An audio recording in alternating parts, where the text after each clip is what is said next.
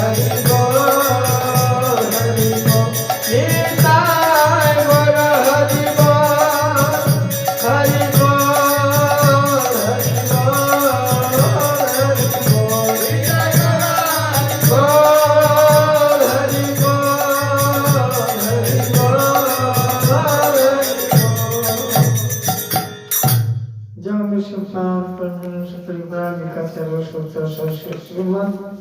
अभय चरणारविंद भक्ति विलासम श्री प्रभुपाद की अनंत कोटि वैष्णव वृंद की नमाचार सूर्यदास ठाकुर की पिताई गौर श्री प्रभुपाद की ओम नमो भगवते वासुदेवाय ओम नमो भगवते वासुदेवाय ओम नमो भगवते वासुदेवाय ओम नमो भगवते वासुदेवाय ओम नमो भगवते वासुदेवाय नारायणं नमस्कृत्य नरं चैव नरोत्तमं देवीं सरस्वतीं व्यासं ततो जयमुदीरये नष्टप्रायेषु अभद्रेषु नित्यं भागवत सेवया भगवती उत्तम श्लोके भक्तिर्भवति नैष्ठिके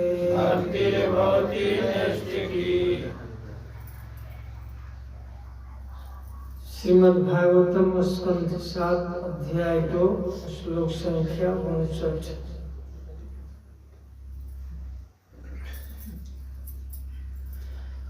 यम यद्यत् उपाख्याय यम एतत्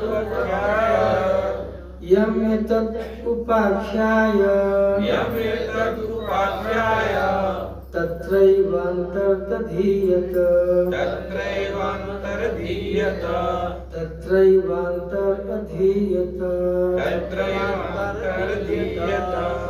ज्ञातयो हि सुजज्ञस्य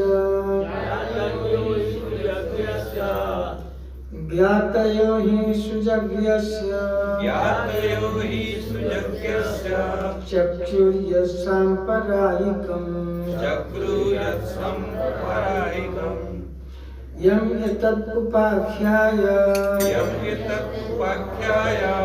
तत्रैवान्तरधीयत ज्ञातयो हि सुजज्ञस्य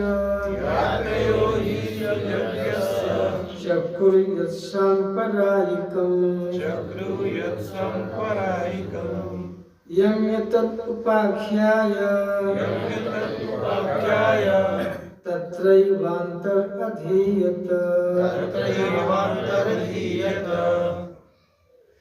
ज्ञातयो हि सुजज्ञस्य चक्षुर्यत्साम्परायिकम् यम् एतत् उपाख्याय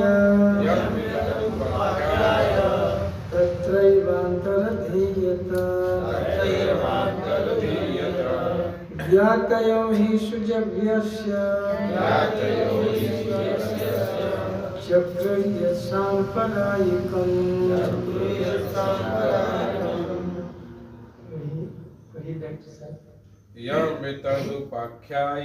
यमेतदुपाख्याय तत्रैवान्तरधीयत ज्ञातयो हि सुयज्ञस्य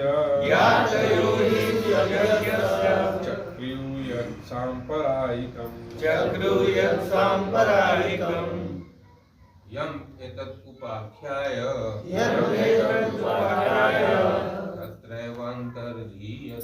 तत्रैवान्तरधीयत ज्ञातयो हि सुयज्ञस्य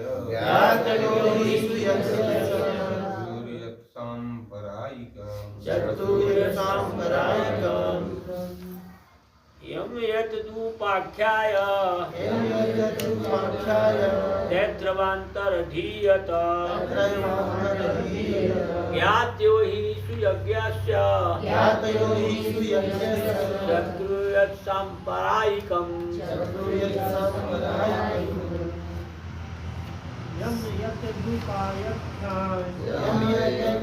उपाख्याय तत्रैवान्तरधीयत ज्ञात्यो हि सुयज्ञस्य ज्ञातयो हि सुयज्ञस्य यत् समापार्यकम् पारायकम् यमेतदुपाख्याय उपाख्याय तत्रैवान्तर्धीयत तत्रैवान्तर्धीयत ज्ञातयो हि सुयज्ञस्य ज्ञातो हि चक्रु यत्साम्परायिकम् शत्रुयसम्परायिकम् यमेतदुपाख्याय यमेतदुपाख्याय तत्रैवान्तर्धीयत तत्रैवान्तर्धीयत ज्ञातो हि सुयज्ञस्य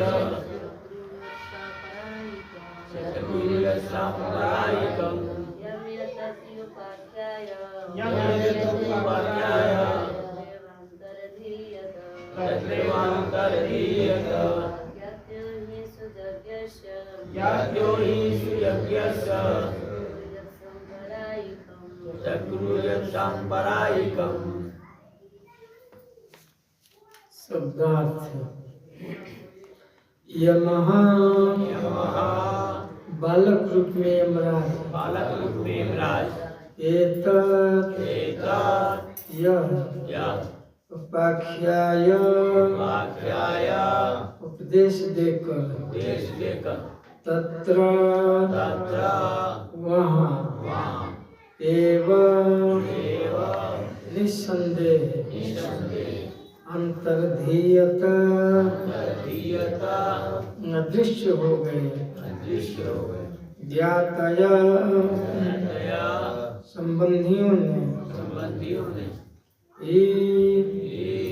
निसंदेह निःसंदेह सुजज्ञस्य यज्ञस्य राजा सुजज्ञ के राजा सुयज्ञ के चक्रु संपन्न किया बंद किया यह यह जो है जो है सांप्रदायिकम सांप्रदायिकम अंत्येष्टि क्रिया क्रिया अनुवाद श्रील प्रभुपाद जी के द्वारा। बालक रूप में यमराज सुजज्ञ के सभी अल्पज्ञ संबंधियों को उपदेश देकर उनकी दृष्टि से ओझल हो गए। तब राजा सुजज्ञ के संबंधियों ने अंत्येष्टि क्रिया संपन्न की। दोहराइए। बालक रूप में यमराज सुजज्ञ के सभी अल्पज्ञ संबंधियों को उपदेश देकर उनकी दृष्टि से ओझल हो गए। तब राजा सुजज्ञ के संबंधियों ने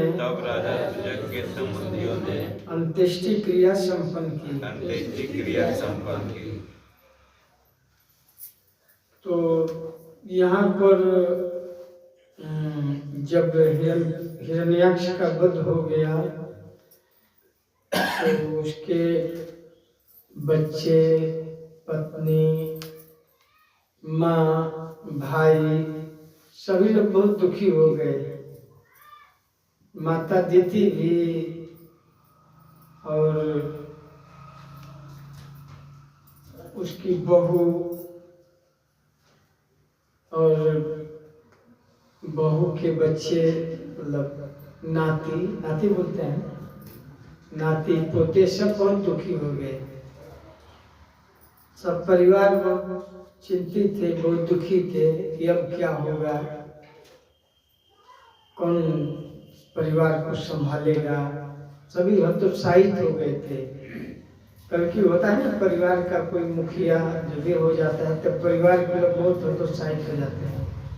या कौन हाल रोजगार चलाएगा, कौन परिवार को एक साथ रखेगा, सब खर्चा कौन उठाएगा। कोई देश का राजा भी मर जाता है ना तो प्रजा कुछ समय के लिए चिंतित हो जाती है कि अब राज कौन चलाएगा, कैसे राज चलेगा। हिरण्याक्ष बहुत प्रभावशाली था, बहुत बलवान था। ऐसे योद्धा का वध हो गया जो कोई सोचा भी नहीं था कि कोई मार सकता है। हिरण्याक्ष का भी वध होगा कोई नहीं सोचा था। अब परिवार के लोग भी यह नहीं जानते थे कि इसका भी वध होगा। इतने बलवान जो पृथ्वी को ही ले गया था। इतना महान योद्धा कौन कि पृथ्वी को ही उठा लिया। पृथ्वी को उठा करके और छुपा दिया था। पृथ्वी में इतना भंडार है, सोना हीरा, पृथ्वी में खजाना ही भरा है। जहाँ खोदिए वहाँ कुछ न कुछ निकल जाता है। नहीं कुछ तो जरूर निकलता है। पृथ्वी को खोदेंगे तो पानी तो निकल ही जाता है। कहीं पेट्रोल निकलता है, कहीं डीजल निकलता है, कहीं लोहा निकलता है, या कहीं कहीं खजाना कोई गड़ा है तो मिल जाता है। ऐसा हमेशा सर्वे चलाइए खोदने का ना, कुछ कुछ मिलेगा ही। पृथ्वी के गर्भ में रत्न है। पृथ्वी के अंदर जहाँ भी आप खोदेंगे तो बालू निकलेगा, कोयला निकलेगा, पत्थर निकलेगा। या कोई लोग पृथ्वी में बहुत सारा सोना चांदी छिपा कर रखते हैं। क्योंकि घर मकान लोग पुराना गिराते हैं तो उसमें भी मिल जाता है। या कुछ पुराने पुराने जो किला है उसमें भी बहुत खजाना मिल जाता है। कुछ दिन पहले कहीं खुदाई हो रहा था तो पुराना खंडहर किला था इधर भारत में। कहा तो हाँ उधर संबल ना, संबल में राजाओं का खंडहर है, किला है। नीचे भी कई तल में किला है। खुदाई में बहुत सारी चीज मिले। तो पृथ्वी में इतने बहुमूल्य वस्तुएं हैं तो उसको अपना एकाधिकार करने के लिए हिरण्याक्ष कि मेरा आधिपत्य रहे, पृथ्वी को छुपा दिया। कि पृथ्वी को छुपा देंगे और उसके अंदर जो भी रिसोर्सेस हैं, नेचुरल रिसोर्सेस, उसका मैं उपयोग करूँगा। खास करके सोना, चांदी, हीरा। तो उसकी आँख हमेशा सोने पर ही रहती थी। हिरण्याक्ष, हिरण माने सोना, जिसकी नजर जो है हमेशा सोने पर रहती थी।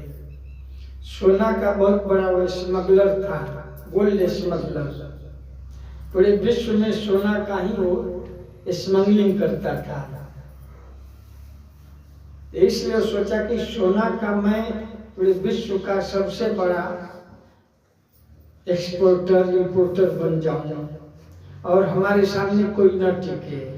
और विश्व ब्रह्मांड का सबसे बड़ा richest personality in the world, इस विश्व ब्रह्मांड का सबसे बड़ा धनी व्यक्ति बन जाऊंगा। इसी जो धन का मापदंड है सोना, सोना ही धन का माप है। जिसके बाद ज्यादा सोना है वो ज्यादा धनी माना जाता है। वर्तमान में भी सोना ही मेजरमेंट करता है। आपके पास कितना ये है, आप उसको गोल्ड में कन्वर्ट करते हैं। अगर पैसा भी कितना है तो बहुत सारे स्मगलर उस पैसे को गोल्ड में कन्वर्ट करके रखते हैं, छुपा देते हैं। बहुत पैसा है तो पैसा को तो गाड़ नहीं सकते हैं ना, पानी में नहीं छुपा सकते हैं।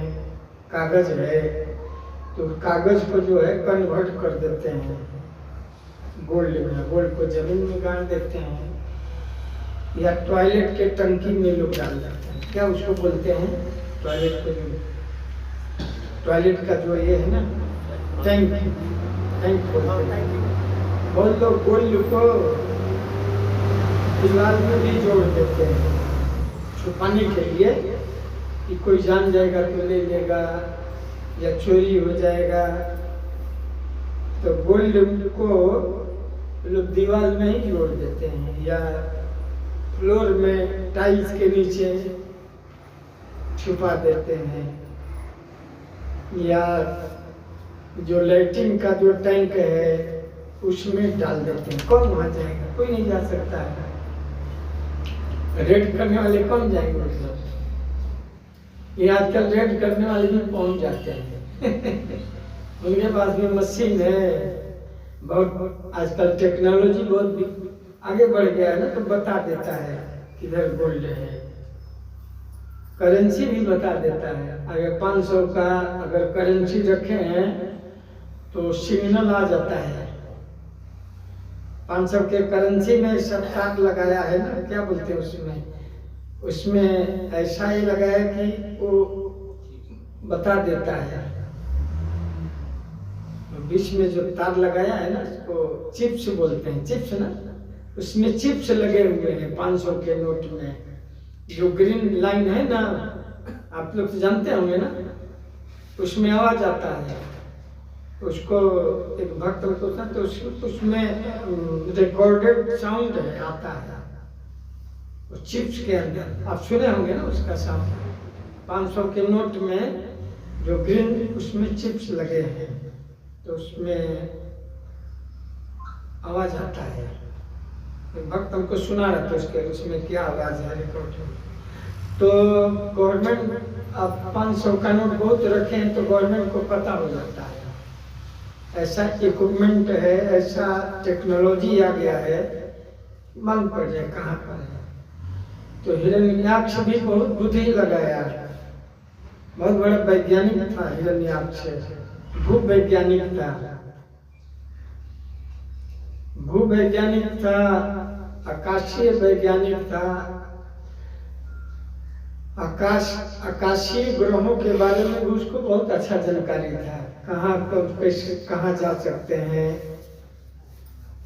पूरे विश्व ब्रह्मांड में क्या क्या है, उसको कैसे नियंत्रित करना है, सब जानता था। बहुत बड़ा ज्ञानी था। तो पृथ्वी में इतना सोना है तो बहुत से लोग उसका दोहन करते हैं, उसका उपयोग करते हैं, इसलिए छुपा दिया कि सोना नहीं रहेगा मार्केट में तो उसका हाई प्राइस हो जाएगा। या कोई वस्तु का अभाव हो जाता है ना, जैसे नमक का अभाव हो गया तो 100 रुपया केजी नमक बिकने लगा था। मुंबई में वो लोग के नमक के स्टॉक में नहीं तो सब लोग खरीदने लगे रखने के लिए, तो 100 रुपया केजी हो गया एक दिन के लिए। एक बार मुंबई में फ्लड आ गया था तो दिया माचिस, अरे मोमबत्ती, एक मोमबत्ती 50 में बिकने लगा था। फ्लड आ गया था मुंबई में, 4 दिन ट्रेन बंद थी, चारों तरफ पानी ही पानी था और बिजली 4-5 दिन नहीं था, तो बहुत महंगा हो गया था। माचिस, कैंडल, नमक, तरकारी। एक बार और नमक बहुत महंगा हो गया था तो ओपोजिशन कहा कि आलू नमक तरकारी सब खा गए अटल बिहारी प्रधानमंत्री थे, तो लोग स्लोगन बनाया था कि आलू नमक तरकारी सब खा गए अटल बिहारी थोड़े खाए थे। बड़े बड़े स्मगलर जो है उसको अंडरग्राउंड कर देते हैं नमक को। नमक के रेट को बढ़ाने के लिए जो नमक के बड़े बड़े व्यापारी हैं उसको अंडरग्राउंड कर देते हैं। मार्केट में नमक ही नहीं आता, रेट बढ़ जाता है। Higher the price, higher the demand, नहीं कैसे है, lower the commodity, higher the price. जब कमोडिटी कम होता है, उसका प्रोडक्शन कम होता है तो प्राइस हायर हो जाता है। Lower the production of commodity then higher the price. अब सामान है नहीं, उसका डिमांड ज्यादा है तो प्राइस बढ़ जाता है। जब उत्पादन ज्यादा होगा डिमांड कम होगा, जैसे टमाटर का उत्पादन ज्यादा हो जाता है, tomato production is very large of quantity, बहुत ज्यादा प्रोडक्शन टमाटर का हो जाता है तो कोई नहीं पूछता है, गाय बैल को लोग खिलाते हैं। और जब टमाटर रेनी सीजन में बहुत कम होता है तो 100-200 रुपया केजी हो जाता है। अच्छा नहीं, खास करके रेनी सीजन में सब्जी का प्रोडक्शन बहुत कम हो जाता है। अभी बाढ़ अगर आ जाए या तूफान आ जाए, तो मॉरिशस में पिछले साल हम लोग गए थे तो सुनामी आ गई थी, वहाँ बहुत पानी हो रहा था, साइक्लोन आ रहा था, हर 2 दिन या हफ्ते में साइक्लोन, तो सब्जी है, फल है, सब नष्ट हो गए थे, तो बहुत महंगा हो गया था, बहुत महंगा हो गया था। 1000 रुपये केजी धनिया पत्ता, मिर्ची से बहुत महंगा हो गया था। तो इसने भी ऐसा स्मगलिंग किया कि पृथ्वी को छुपा देंगे तो जो आवश्यक चीजें हैं मार्केट में नहीं रहेंगी तो प्राइस ज़्यादा हो जाएगा। खास करके सोना है, गोल्ड है, पेट्रोल है, डीजल है, गैस है, पृथ्वी से ही ना निकल रहा है और उसका स्रोत ही बंद हो जाएगा तो मार्केट में सब हाहाकार मच जाएगा, तो ज्यादा प्राइस मिलेगा। ऐसा किया था तो ब्रह्मा जी को भी चिंता हो गई कि पृथ्वी ही नहीं है, तो भगवान उसका वध किए जा करके पृथ्वी को छुपाया था। ऐसे गंदे जगह में, बहुत गंदे जगह में छुपाया था, गर्भ समुद्र में छुपाया था। तो गर्भ समुद्र के ऐसे भाग में जहाँ सारा कचरा जो है जमा होता है, कभी कभी तालाब में, नदी में प्लास्टिक है या जितना शहर का गंदा चीज है एक जगह जमा हो जाता है, ऐसे टापू बन जाता है। समुद्रों में भी कहीं कहीं टापू हो गया है प्लास्टिक का गिलास है, थाली है, फूल माला है, कपड़ा है, कैसे प्रयागराज में हो गया है, कपड़े का टापू जैसा हो गया है। सारा सफाई करके एक जगह जमा हो गया है। बोल रहे थे ना दुर्लभ भक्ति करो कि सब लोग कपड़ा वहां छोड़कर आते हैं। कौन सा शास्त्र में लिखा है? बोले थे कहाँ लिखा है कि लोग कपड़ा छोड़कर आते हैं, सोना छोड़कर आते, चांदी छोड़कर आते तो अच्छा ना होता कि वहाँ के लोगों को थोड़ा आमदनी होता। कपड़ा वही पुराना कपड़ा छोड़कर आते हैं। अगर दान करके आते तो अच्छा होता कि अच्छा कपड़ा है, गरीब लोगों को सबसे बेकार से बेकार कपड़ा है वही छोड़कर आते हैं, गंदा करके आते हैं। तो वैसे ही समुद्र में जहाँ बहुत गंदगी था उसी में पृथ्वी को रख दिया। भाई गर्भ समुद्र बहुत बड़ा है तभी न पृथ्वी को भी समा लिया। समुद्र बहुत विशाल है और लिंक है उसका हर जगह से। अग्नि कुछ भी जला सकती है, समुद्र कुछ भी समा सकता है। समुद्र बहुत विशाल है। समुद्र में कुछ भी जा सकता है, समा सकता है। तो गर्भ समुद्र में ऐसे भाग में जहाँ सबसे ज्यादा गंदगी थी वहीं पृथ्वी को छुपा दिया कि गंदा है तो कौन रेड करने जाएगा, गंदगी में कौन रेड करेगा। लेकिन भगवान वहां भी रेड मार दिए शुगर बन करके, तो डाल डाल में पात पात। भगवान बोले कि शुगर तो गंदगी खा जाता है, शुगर को थोड़े गंदगी, बल्कि शुगर तो गंदगी में ही रहता है और गंदगी को खा जाता है। गांव में के चारों तरफ लोग गंदा करते हैं, शौच करते हैं और शुगर आता है, सुबह में झाड़ू लगाकर चला जाता है, वो तो सफाई कर देता है। तो हिरण्याक्ष अपना बुद्धि लगाया था कि ऐसे जगह में रखूंगा सोना को, एकदम गंदे जगह में कि कोई वहां जान नहीं पाएगा। जैसे बहुत लोग पैसे ना कचरा में रखते हैं, डस्टबिन में, कि चोर थोड़े वहां खोजने जाएगा, चोर तो अलमारी में ना देखेगा। लोग गंदगी जगह में रखते हैं, या रद्दी पेपर में, या जहाँ एकदम कूड़ा कचरा वहाँ नोट रखते हैं। लेकिन चोर लोग भी बहुत चालाक हो गए हैं आजकल।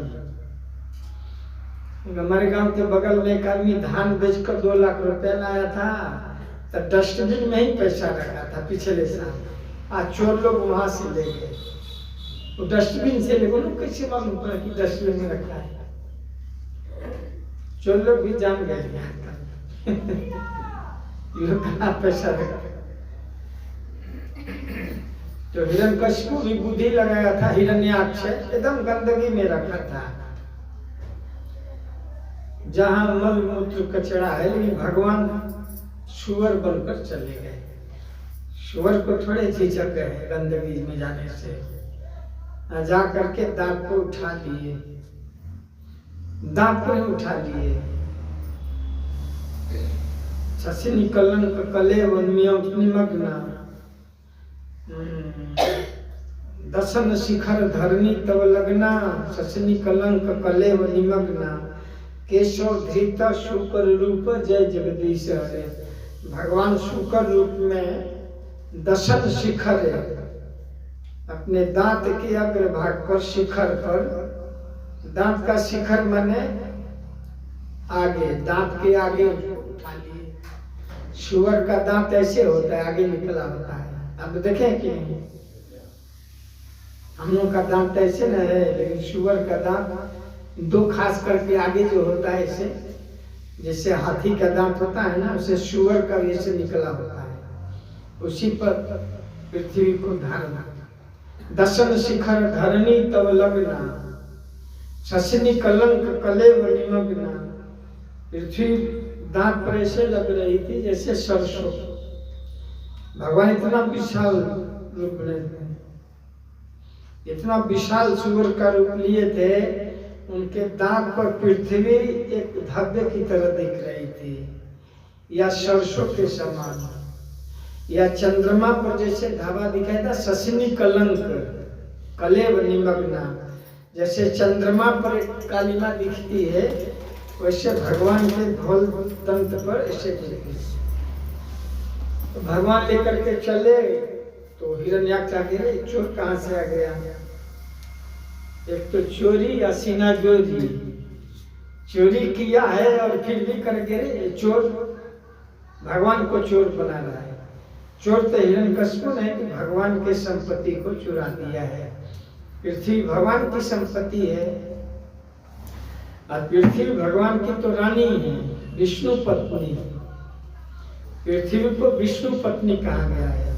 समुद्र बसने देवी पर्वत स्तन मंडिते विष्णु पत्नी नमस्तुभ्यं। पृथ्वी भगवान की पत्नी है, धरा। तो भगवान की पत्नी को अपहरण करके छुपाया था। भगवान अपनी पत्नी को लेकर जा रहे थे, तो चोर कर रहे थे, अरे चोर हमारी संपत्ति है। तब लड़ाई होने लगा, इतना लड़ाई हुआ, अंत में भगवान उसको मार दिए। जब मर गया तो तार रेडियो में खबर पहुंचाई गई, दया नहीं लाई गई। हिरण्याक्ष के शरीर की जब यह स्थिति हो गई, चारों तरफ खबर पहुंच गया, तार रेडियो में, दूरदर्शन में, Hiranyakashipu died in the battle field, Lord bore is killed the battle field, की मृत्यु हो गई। तो उसके परिवार में शोक छा गया, सब रोने लगे, जार बेजार रोने लगे, सिर पटक पटक कर रोने लगे। अब क्या हो गया? इतना बड़ा साम्राज्य खड़ा किया था, वही आदमी मर गया। इतने शोक में सब लगा कि सबका हार्ट फेल हो गया, सबका हार्ट फेल हो जाएगा। तो सबको सरवाइव करने के लिए, उत्साह देने के लिए हिरण्यकशिपु ने कहा, क्यों रोते? ये तो जगत नश्वर है, तो सबको मरना है, इसमें क्या बात है? अब वो हिरण्यकशिपु जबकि प्रवचन बंद कर दिया था, धार्मिक अनुष्ठान बंद कर दिया था, लेकिन देखा कि हमारा परिवार तो बेदम हो जाएगा, सब मर जाएंगे, इतना शोक में शोकातुर है। इसलिए आध्यात्म का सहारा लिया। कभी कभी असुर भी आध्यात्मिक क्रियाओं में आ जाते हैं कभी कभी। जैसे कोरोना था ना, तो बहुत लोग मंदिर में आने लगे थे, जो नास्तिक थे वो भी आने लगे। संकट आता है ना, जब विपत्ति आती है तो भगवान याद आ जाते हैं। तो बहुत नास्तिक भी धार्मिक हो गए थे। वैसे इतना परिवार पर पहाड़ टूट गया विपत्ति का, तो हिरण्यकश्यप को अब याद आने लगा। तो कहा कि कोई बात नहीं, ये जगत जो है सब बनाया ही गया है, एक दिन सबको मरना है। हम भी मरेंगे, सब लोग एक दिन जाएंगे। क्षण भंगुर भव राम राम, जलने को है जड़ित झूल, ये सब एक दिन जंगल भी जल जाएंगे। ये संसार भी एक दिन प्रलय के मुखाग्नि में जल जाएगा। यहाँ किसी को परमानेंट नहीं रहना है। क्यों शोक करते हैं? शोक नहीं करना चाहिए। शरीर तो नश्वर है, आत्मा अमर है, हम थोड़े मरते हैं। गीता का उपदेश दिया, हिरण्यकश्यप बहुत अच्छा प्रवचन किया। जब महाराज कह रहे थे हिरण्यकश्यप भक्त ही न था, भगवान का पार्षद था, इसलिए वो बहुत अच्छा प्रवचन किया है हिरण्यकश्यप। हिरण्यकश्यप का प्रवचन सबसे बेस्ट है, और ऐसा प्रवचन किया कि सबका शोक मोह दूर कर दिया अपने परिवार। इसके उपदेश से सब लोग आसक्ति से, देह के प्रति जो आसक्ति है, अहम ममेति का जो भाव था, सबका नष्ट कर दिया। वैसा प्रवचन किया। बोला हम थोड़े मरते हैं, शरीर में मरता है, हम शरीर है नहीं। I am not the body, why you are crying? Self can not be die, only body is die. शरीर में मरता है, हम थोड़े मरते हैं। ऐसा प्रवचन किया। हिरण्यकश्यप कहा कि हिरण्याक्ष थोड़े मरा है, वो तो अजर अमर है। न जायते म्रियते वा कदाचित्, नायं भूत्वा भविता वा न भूय, अजो नित्यः शाश्वतोऽयं पुराणो न हन्यते हन्यमाने शरीरे। शरीर के मार दिए जाने पर भी आत्मा नहीं मरता है, तो फिर सुख किस बात की? न हन्यते हन्यमाने शरीरे। शरीर के काट देने पर भी, जला देने पर भी आत्मा नहीं मरता है। हम शरीर थोड़े हैं, ये शरीर तो ड्रेस है। शरीर जो है आत्मा का पोशाक है। पोशाक बदलने में तो बहुत प्रसन्नता होती है। कोई पुराना कपड़ा है, नयापन तो बहुत उत्साह होता है। इसमें क्या शोक है? तो खुशी की बात है। उसने अपना परिधान बदला है, ड्रेस बदला है। आत्मा तो अजर अमर है, आत्मा को कोई मार ही नहीं सकता है। नैनम छिदन्ति शस्त्राणि, नैनम दहति पावक, न चैनम कलेदयन्ति आपने। ऐसे प्रवचन किया। वासांसि जीर्णानि यथा विहाय। आप लोग क्यों शोक करते हो? शरीर के लिए शोक नहीं करना चाहिए। जो जीवित हैं, जो मर गए, उनके लिए भी बुद्धिमान लोग शोक नहीं करते हैं। गता अगता सुन, गता अगता सुन नानु शोचन्ति पंडिता। भगवान अर्जुन को ऐसे कहते क्यों शोक कर रहे हो? कोई डूब रहा है और कपड़े के लिए शोक करोगे? कोई डूब रहा है और कपड़े को बचाने लगे, उसको न बचाए। तो भगवान के जिसके लिए शोक करना चाहिए उसके लिए शोक नहीं करते हो। शोक उसके लिए करते हो जो शोचनीय नहीं है। अशोचयान अशोचस्तुम प्रज्ञावादांश भाषसे, गता सुन अगता सुनना नानु शोचन्ति पंडिता। जो पंडित है इसके लिए शोक नहीं करता है। शरीर के लिए, शरीर तो ऐसे ही है। और आत्मा को मार नहीं सकता है। आत्मा का न जन्म है न मृत्यु है। आत्मा तो अविकार रहित है। तो क्यों शोक करते हो आप लोग? अपने भतीजों को, माता को और अनुज वधू को, पूरे परिवार को समझा दिया। सब लोग ये हो गए, निठल्ला हो गए। अब जो रो रहे थे, विलाप कर रहे थे, अब से इतिहास भी सुनाया। विभिन्न प्रकार के इतिहास और पौराणिक कथाओं को सुनाया कि एक राजा था, कौन सा सुजज्ञ कहाँ का राजा था? उसी नरेश राजा था। उसका बड़ा प्रभाव था, प्रजा बहुत मानती थी, लेकिन युद्ध में मार दिएगा तो पूरे परिवार शोक संतप्त हो गया। उसकी रानियां रो रही थी, विलाप कर रही थी सुजज्ञ की, सब लोग रो रहे थे। यमराज बालक रूप में आए उपदेश करने के लिए, बालक के रूप में आए, छोटा बालक।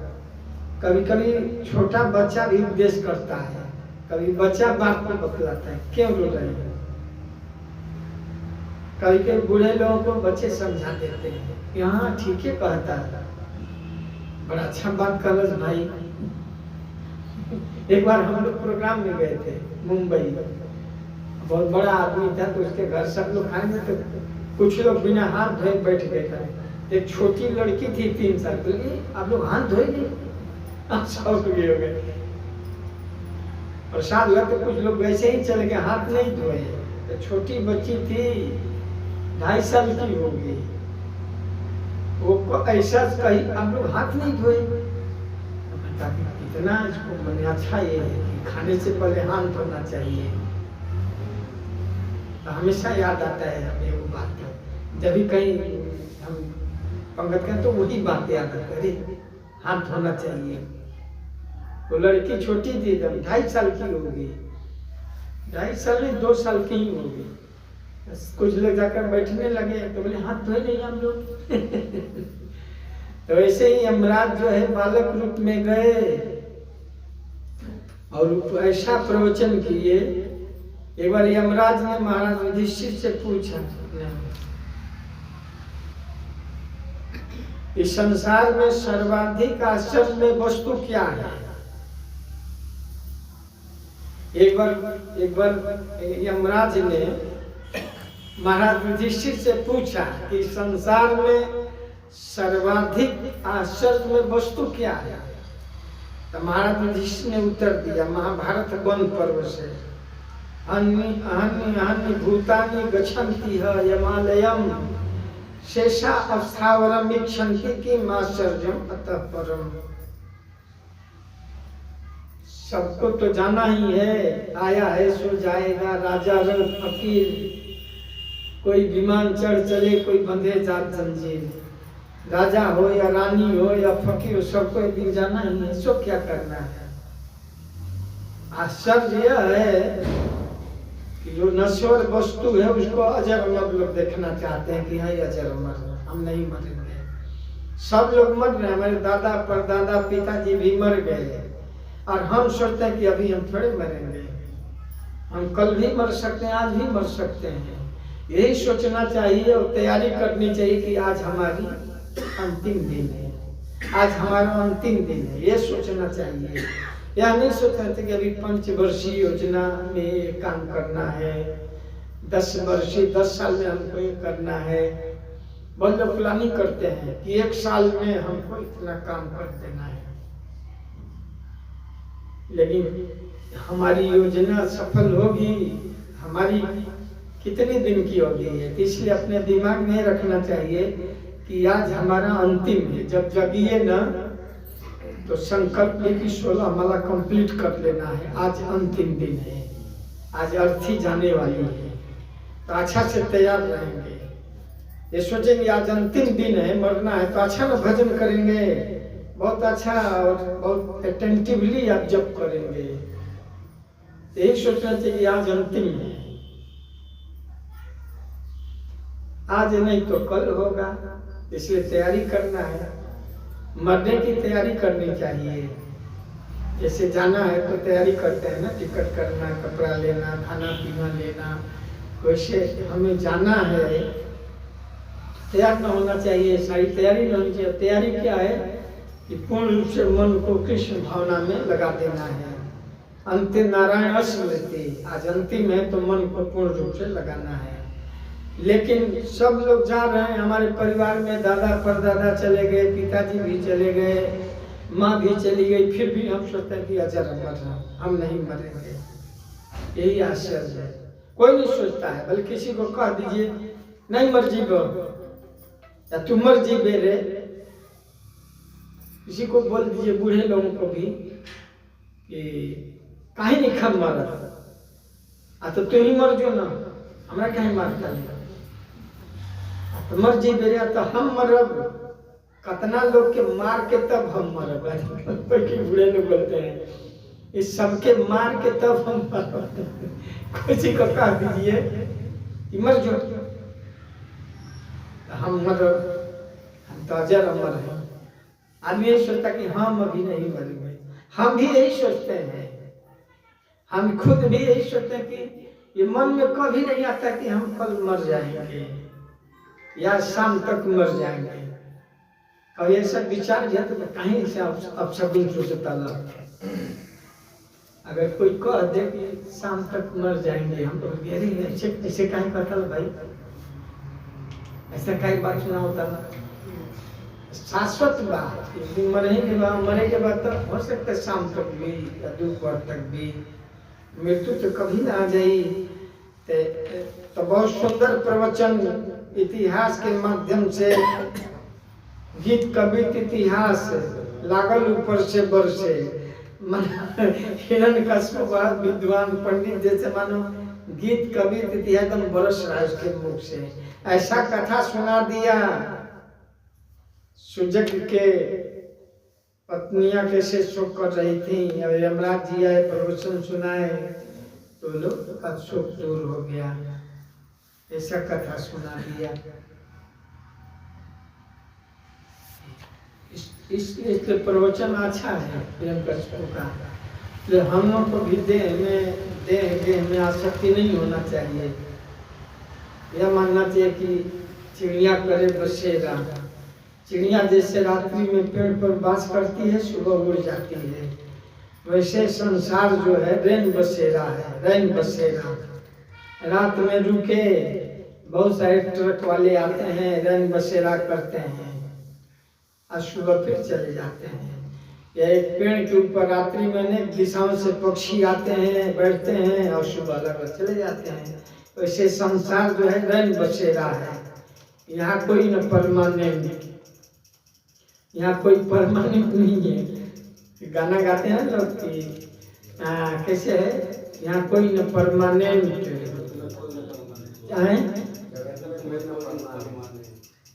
जगत में कोई न परमानेंट, जगत में कोई न परमानेंट। चाहे घी खा लो, मलीदा खा लो,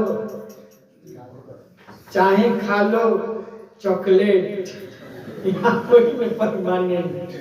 आशा चॉकलेट खाते हैं, तेल लगा लो, चंदन लगा लो, चाहे लगा लो सेंट, ऐसे सब तुकबंदी किए हैं।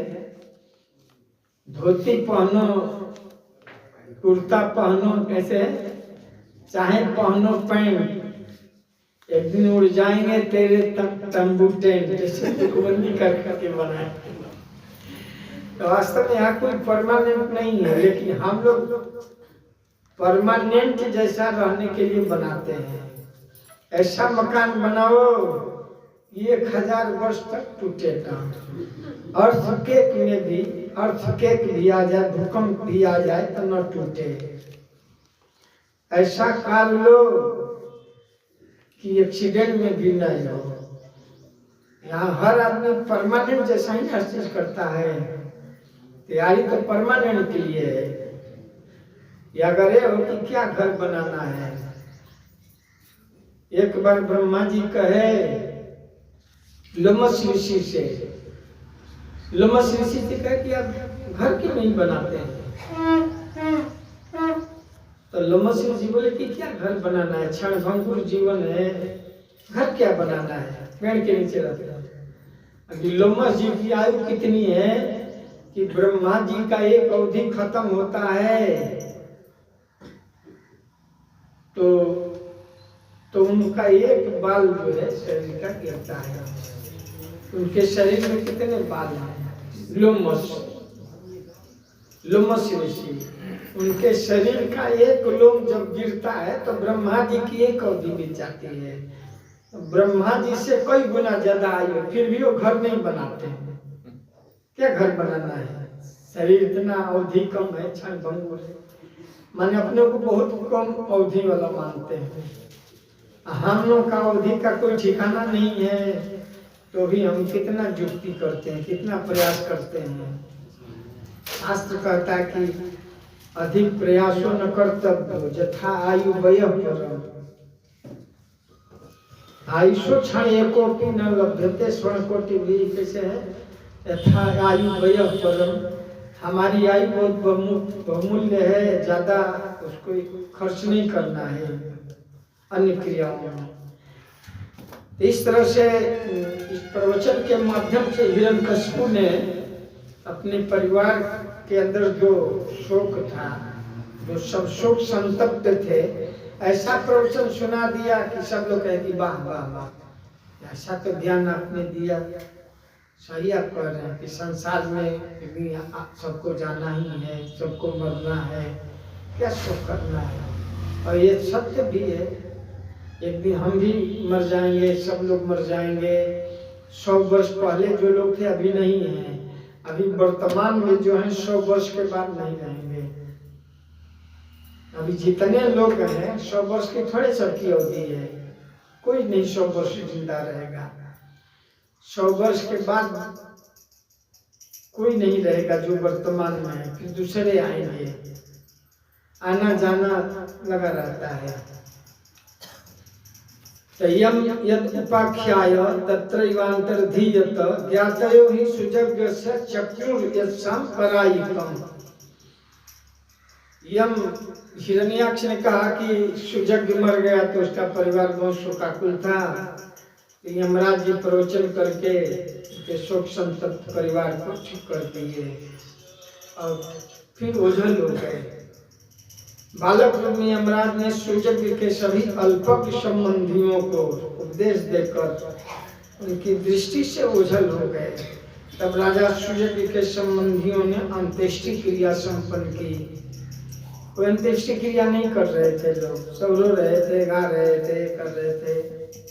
परिवार में लोग रोते रहते हैं ना, कोई मर जाता है तो कुछ लोग बोलते हैं कि क्या रो रहे हैं, रोने से आएंगे, गए तो गए ना, थोड़े आएंगे।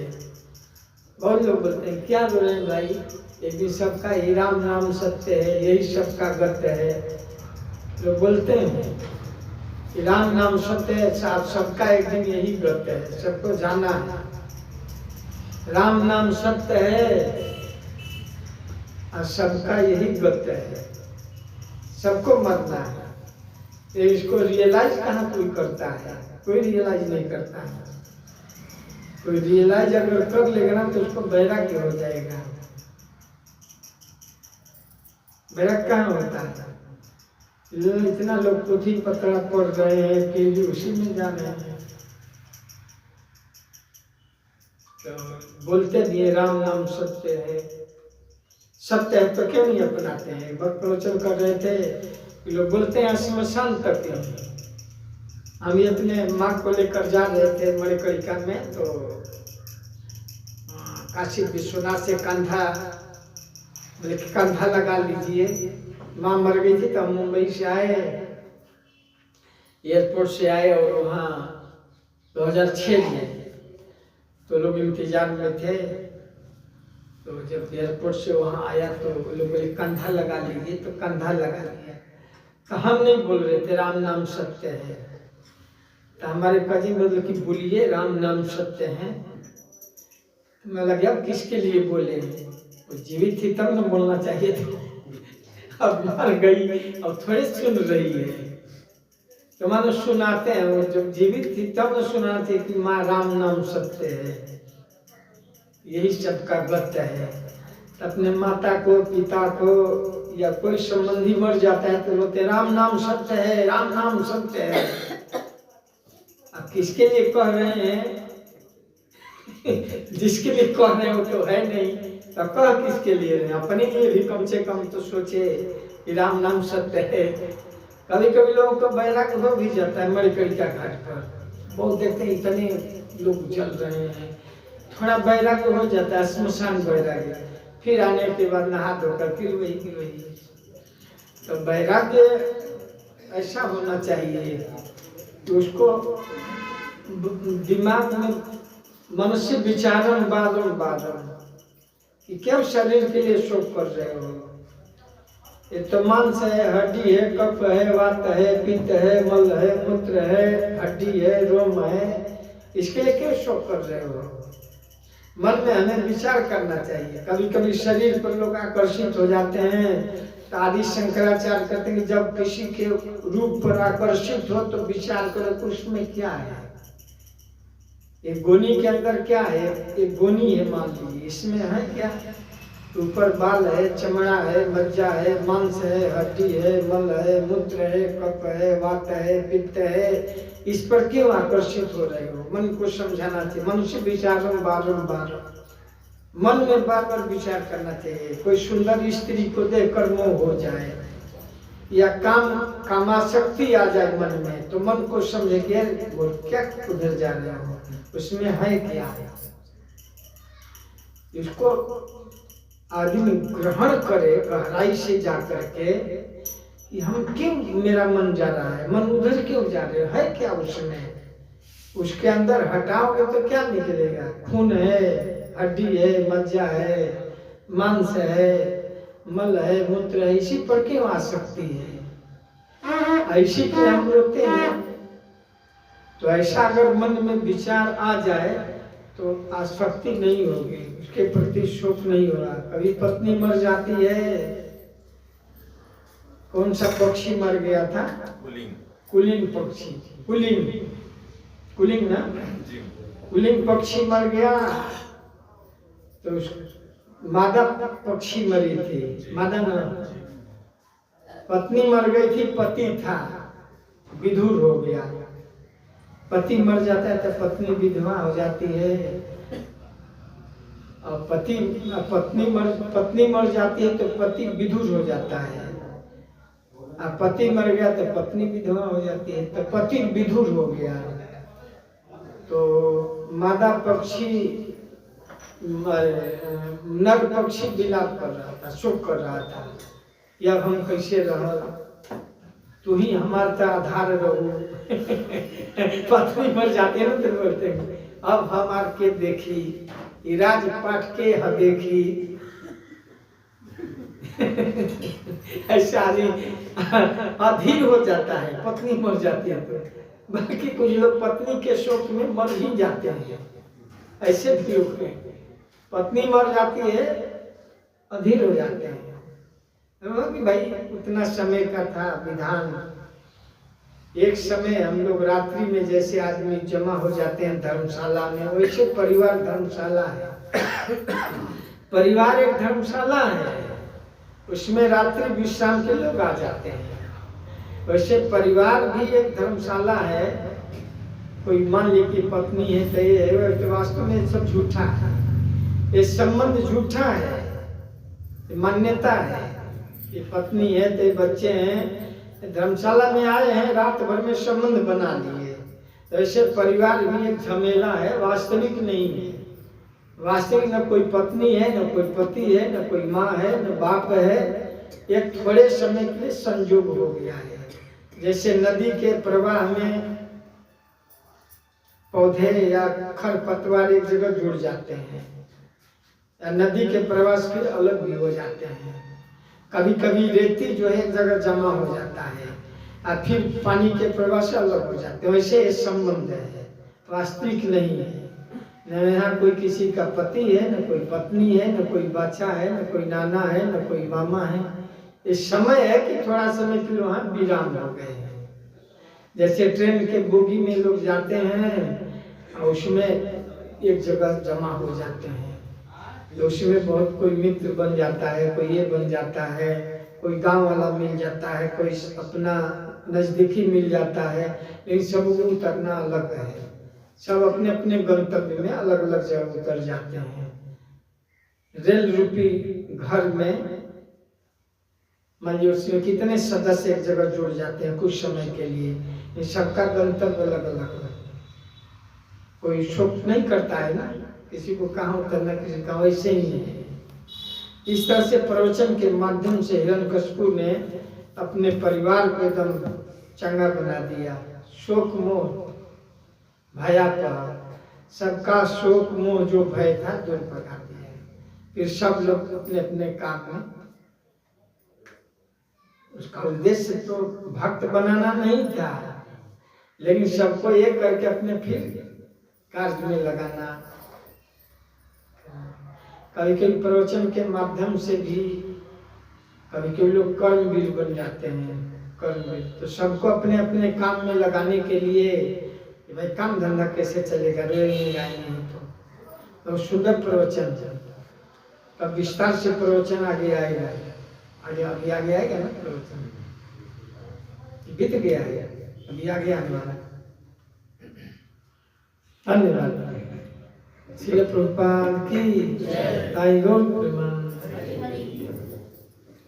हरे कृष्णा कृष्णा कृष्णा हरे हरे हरे राम तो हम लोग को भी सोचना है, ये जो गीता भागवत का प्रवचन का मर्म यही है कि हम देह नहीं हैं और देह से जितने संबंधी हैं उनको अपना शाश्वत मानना ये भी भ्रम है।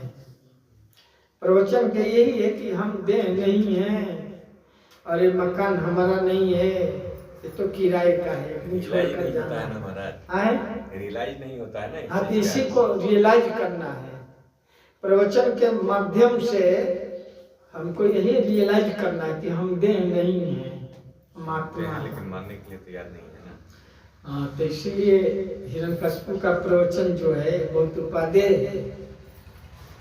हिरण्यकश्यप ऐसा प्रवचन है कि सब के मन में जो शोक था, जो आसक्ति थी या देह के प्रति जो भ्रम था वो दूर हो गया। कि वहाँ यहाँ वास्तव में कोई किसी का नहीं है, सबको अपने कर्मानुसार सब आए हैं, अपने कर्मानुसार जाना है। सबका हिसाब किताब अलग अलग है, पत्नी का अलग है, पति का अलग है, अपने कर्म फल के अनुसार जीवन धारण की है, पति का अपना कर्म फल है, उसी के अनुसार सबका अलग अलग गंतव्य है, सबकी स्थिति अलग अलग है। धन्यवाद। टाइम ज्यादा हो गया ना, प्रसाद लीजिए सब लोग।